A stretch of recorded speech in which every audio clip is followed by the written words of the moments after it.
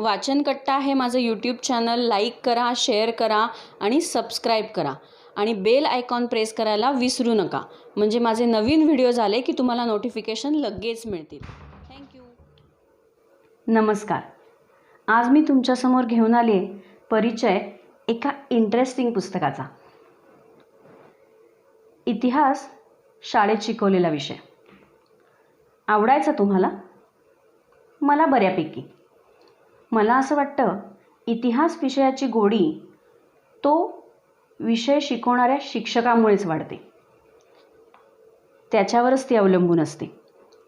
पुस्तकातला गद्य उतारा नाट्यरूपात सांगण्याचं कसब इतिहास विषयाच्या शिक्षकाकडे असायलाच हवं, नाही का? नाहीतर तो जिवंत कसा होणार?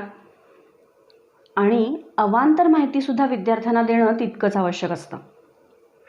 असो, आता तुमच्या लक्षात आलं असेल की मी ज्या पुस्तकाचा परिचय करून देणार आहे ते इतिहासाची निगडीत नक्कीच असणार. बरोबर ओळखलं. मी ज्या पुस्तकाचा आज परिचय करून देणार आहे ते पुस्तक आहे ताजमहाल हे तेजो महालय आहे. लेखक पु ना ओक. करूया सुरुवात.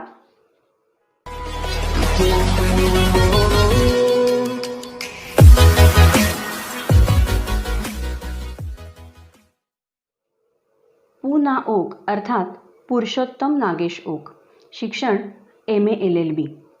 हिंदवी स्वातंत्र्य सेनेचे संघटक, सुभाषचंद्र बोस यांचे सहकारी, वार्ताहर, नभोवाणी प्रचार मंत्रालय प्रमुख, अमेरिकन वकिलातीत संपादक.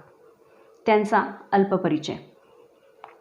साधारण 1960च्या दशकात इतिहासाबद्दल एक नवी दृष्टी लाभल्यानं त्यांनी अनेक शोध लावले आणि हे पुस्तक हे त्याचंच फलस्वरूप आहे. नाव वाचून तुम्हाला विषय तर नक्कीच कळला असेल. पुस्तकाचा विषय खूपच वादग्रस्त पण तितकाच महत्त्वाचा.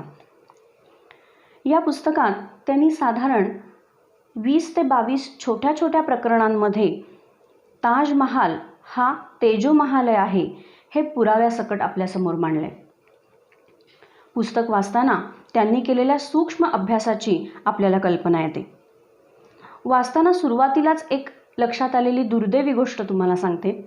साधारण 1964-65 मध्ये त्यांनी ताजमहाली सिद्धांत इंग्रजीमध्ये प्रसिद्ध केला.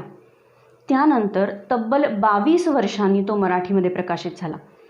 16 एप्रिल 1987 रोजी तो मराठीमध्ये प्रसिद्ध झाला. असो, मुख्य विषयाकडे आपण येऊया. सन 1635 ते 1965 ताजमहाल हा शहाजहानने पत्नीची कबर म्हणून उभा राहिला आहे असं सांगण्यात येत होतं. तब्बल 330 वर्ष. हे इतिहासतज्ञ आपल्याला खोटी माहिती देत होते असं लेखक म्हणतात.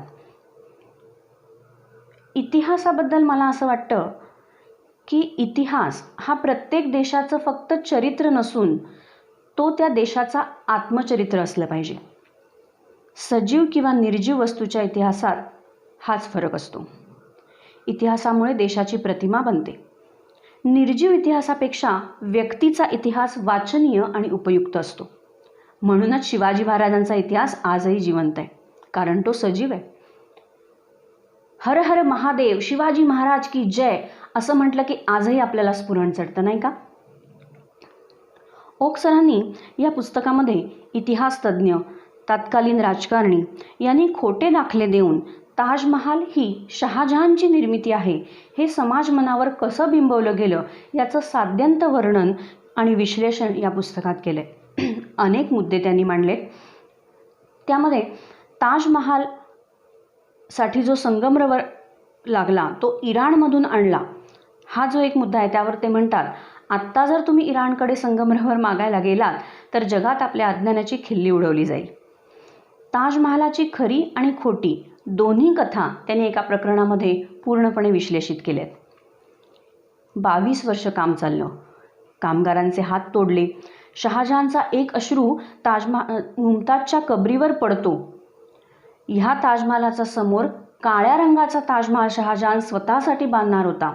या अशा अनेक खोट्या आणि हास्यास्पद गोष्टी याचं अभ्यासपूर्ण वर्णन या पुस्तकामध्ये त्यांनी केलं आहे आणि त्या कशा बिंबवल्या गेल्या तेही आपल्याला सांगितलं आहे.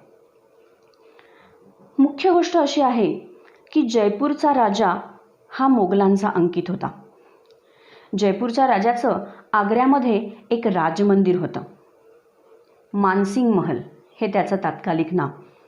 यामध्ये मयूर सिंहासन, शिवलिंग, सोनेरी रत्नखचित कठडे, चांदीचे दारं,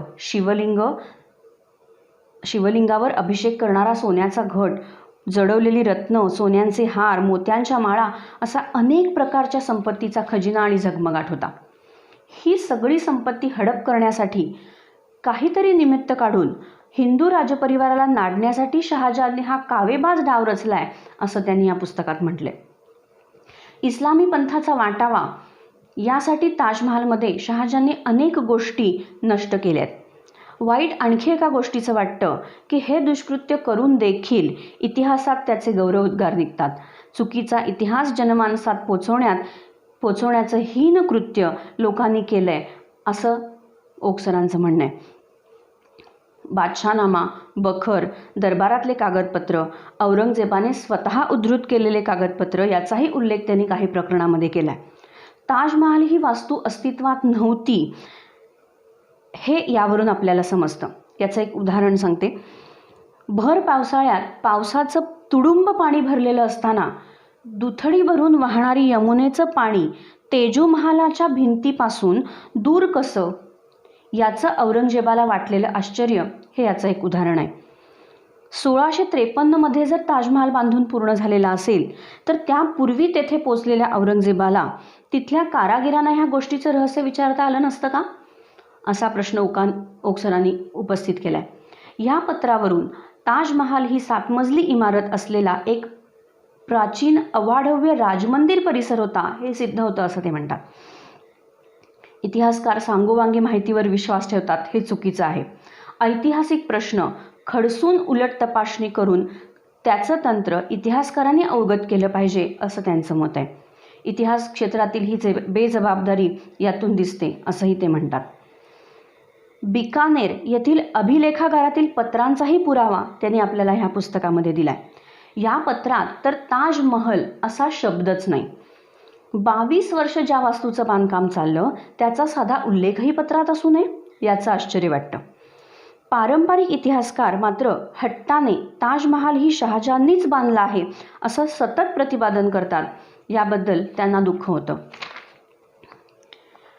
पुढच्या काही प्रकरणामध्ये युरोपियन प्रवाशांच्या नोंदीकडे त्यांनी आपलं लक्ष वेधलंय. त्या पण खूप महत्त्वाच्या ठरल्या आहेत. तर्कशुद्ध विश्लेषणातून ताजमहाल शहाजहानने बांधलेला नाही हेच यातून सिद्ध होतं असं ते म्हणतात. नुसता कागदपत्र पुरावा असून चालत नाही, त्यातून योग्य निष्कर्ष काढता आला पाहिजे आणि त्यासाठी धारदार तर्कबुद्धी असणं आवश्यक आहे. हेच खरं नाही का? जॉन टॅव्हर्निये या फ्रेंच प्रवासाचे अनुभव जे इथे आढळतात ते पण खूप महत्त्वाचे आहेत. स्थानिक भाषेचं अज्ञान आणि केवळ व्यापारी दृष्टी यामुळे हे अनुभव अशा प्रकारे लिहिले गेले आहेत असं त्यांनी म्हटले. अनेक उदाहरणे यामध्ये आहेत. इंग्रज प्रवासी पीटर मंडी, पोर्तुगीज प्रवासी फ्रा सेबिस्टन मॅट्रिक, जे.एल. मंडेस्लो, बर्निये या सगळ्यांची लिखाणं वाचली तर आपल्याला असं लक्षात येतं की ताजमहाल ही वास्तू पूर्वीपासूनच तिथे होती याचेच दाखले त्यांनी दिलेत. तर काही जणांनी आपल्या लिखाणामध्ये याबद्दल काहीच लिहिलेलं नाही आहे. याबद्दल न लिहिता ओकसर असं म्हणतात की ही वास्तू बळकावलेला इतिहास लिहिण्याचं त्यांनी टाळलंय असं त्यांना वाटतं. संस्कृत शिलालेखाचा पुरावा. इतिहास तज्ज्ञांच्या गाफील दृष्टीतून निसटलेला एक महत्त्वपूर्ण शिलालेख या विधानाला पुष्टी देतो. हा शिलालेख ताजमहालाच्या बागेतच मिळाला होता, पण बागेची वाताहत करताना त्याचीही विल्हेवाट लावण्यात आली आणि महत्त्वाचे श्लोक त्यामधले संस्कृत महत्त्वाचे श्लोक ओकसरांनी या पुस्तकात अर्थासह आपल्यासमोर मांडलेत. ताजमहाल मंदिराची घडण ही वैदिक स्थापत्यशास्त्रावर आधारित आहे. वैदिक मंदिराच्या रचनेप्रमाणे ताजमहालाची रूपरेषाही आहे. चित्ररूपाने या पुस्तकामध्ये आपल्याला ओकसरांनी ती दाखवली आहे. त्याची बांधणी वैदिक वास्तुपुरुषाच्या प्रतिमेवर आधारली असं ते म्हणतात. घुमट आणि मिनार हे इस्लामी वास्तुप्रकार आहेत, ही धारणा चुकीची आहे असंही ते त्यात सांगतात. त्रिशूळाकारी पूर्ण कुंभकलश, ताजमहालातील कमळ, ओम अशी हिंदू चिन्ह, अशा अनेक गोष्टी त्यांनी आपल्याला दाखवल्यात. सगळ्यात महत्त्वाचं म्हणजे शहाजहान ताजमहालाच्या निर्मितीचं श्रेय स्वतःकडे मुळीच घेत नाही. इतिहासतज्ञ, खुशमस्करे आणि जनतेनेच तशी दिशाभूल केली आहे, हा केवढा दैवदुर्विलास आहे ना. विश्वकोशात देखील चुकीची आणि खोटी माहिती लिहिली गेल्याचं ते सांगतात, अर्थातच सबळ पुराव्यासह. इतिहास आणि ऐतिहासिक कादंबऱ्या वाचल्याने संशोधन होत नाही, तर चौकस संशयी वृत्तीनं प्रत्येक तपशिलाची खडसून तपासणी करून मगच व्यक्तीचा इतिहास संशोधन होऊ शकतो, असं ओक सरांचं म्हणणं आहे. कबर म्हणजे थडगं हा आपला सर्वसामान्यांचा समज, पण कबर म्हणजे टोलेजंग इमारत हा भ्रम इतिहासात दृढ होत गेला. मुळात जर एवढी कोट्यावधी रुपये खर्च करून इमारत बांधली असती तर मुमताजचं शव पुरण्याचा मोठा समारंभ नसता का हो शहाजहानने साजरा केला, आणि त्याची इतिहासात काहीच नोंद नाही.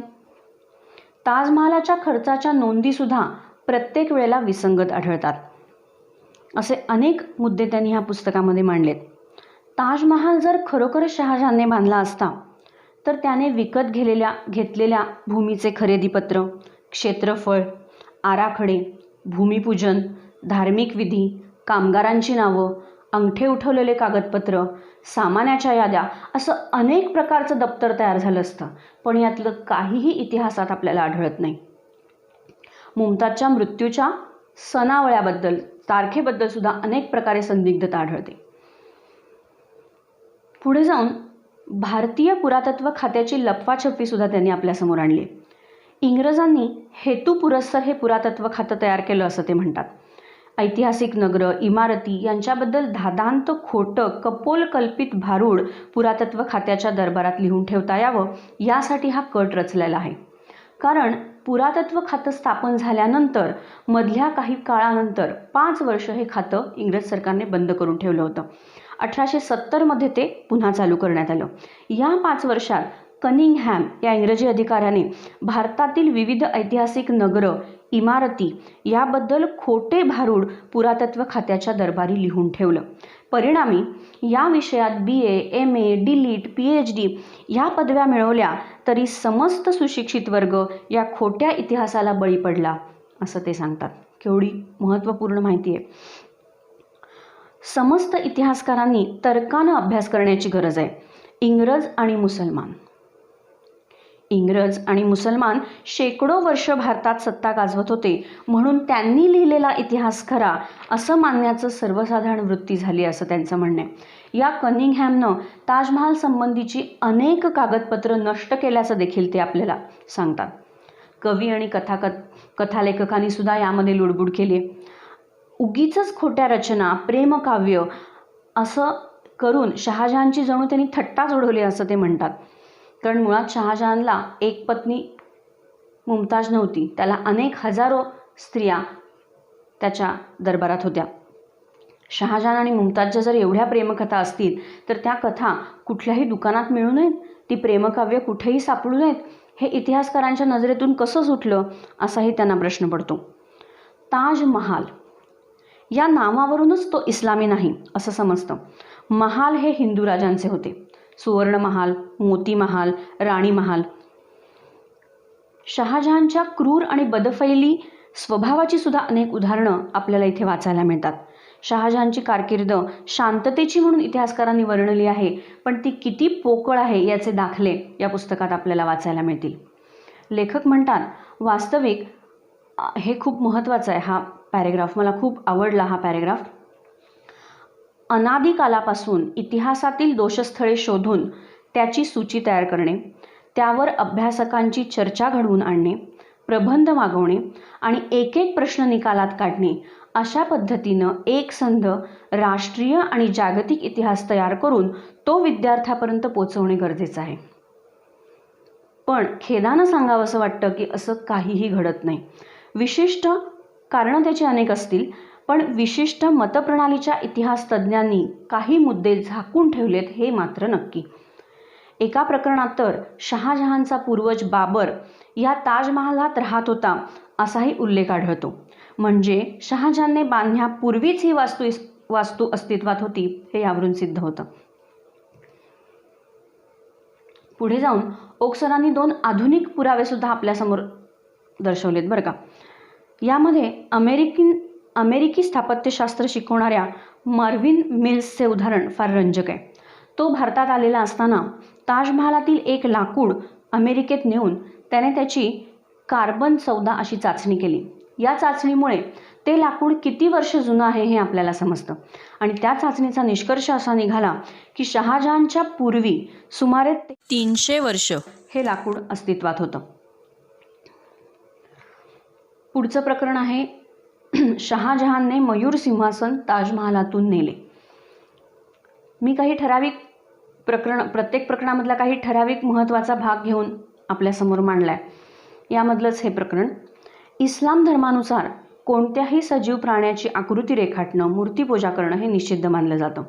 असं असताना मयूर सिंहासन तयार करणं हे अशक्यप्रायच वाटतं.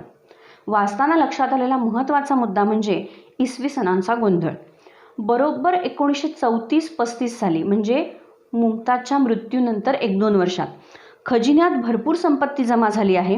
याचे काय करावे हे समजेना म्हणून बादशहाने मयूर सिंहासन बनवले असा उल्लेख आढळतो. यावरूनच आपल्याला लक्षात येतं हिंदू संस्कृतीमध्ये प्रत्येक देवाला वाहन असतं. उदाहरणार्थ विष्णूचा गरुड, शंकराचा नंदी, गणपतीचा मूषक, सरस्वतीचा मोर, यमाचा रेडा. पण मूर्तीबद्दल चीड असताना शहाजहानकडे मयूर सिंहासन आलंच कसं? या व्यतिरिक्त मयूर सिंहासनचं जे वर्णन आहे ते बादशाहनाम्यात सुद्धा आढळतं. त्यामध्ये असं म्हटलंय की हे मयूर सिंहासन तयार करण्यासाठी वर्षानुवर्षे लागलेली आहेत. मग एवढी वर्ष जर लागली असताना शहाजहानच्या कारकिर्दीतील 8व्या वर्षी हे सिंहासन तयार झालं असा उल्लेख आढळतो. ते कसं? तर ते वर्णन लुटून आणलेल्या मयूर सिंहासनाचंच आहे असं पुन्हा ओक्सरांचं म्हणणं आहे. आता पुस्तकाच्या शेवटच्या 1-2 प्रकरणाकडे आपण आलोय. या शोधाची संशोधन पद्धती कशी असावी यावर सुद्धा ओक्सरांनी प्रकाश टाकलाय. ते म्हणतात की तल्लख व्यवहार ज्ञान आणि धारदार तर्कशक्ती हे 2 गुण संशोधकाकडे असणं अत्यंत आवश्यक आहे. एखाद्या गुप्तहेरासारखं इतिहास तज्ज्ञानं असायला पाहिजे. म्हणजे पूर्वी घडलेल्या घटनांचा पुरावा जरी असला तरी तो जसाच्या तसा मानलाच पाहिजे किंवा त्याबद्दल शंका येताच कामा नये असं दडपण इतिहासकारावर अजिबात असता कामा नये. याचबरोबर आणखीन एका गुणाचा सुद्धा ते उल्लेख करतात.